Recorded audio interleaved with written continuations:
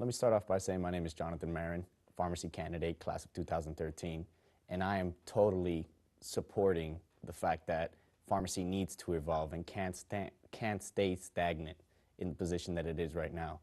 As a first-year pharmacy student, I would have to say that my involvement at Nova was definitely one for the ages. I was definitely extremely involved in my current fraternity, Kappa Psi. We did things from bone density screenings to glucose testing at the local Publixes. I was definitely involved as one of the class officers, vice president. It got me involved in a lot of the administration, showed me the administrative side of pharmacy, which definitely brought up my leadership qualities, which is something that I believe a pharmacist should definitely have. Not only the knowledge, but also the leadership qualities to lead the team in proper workflow.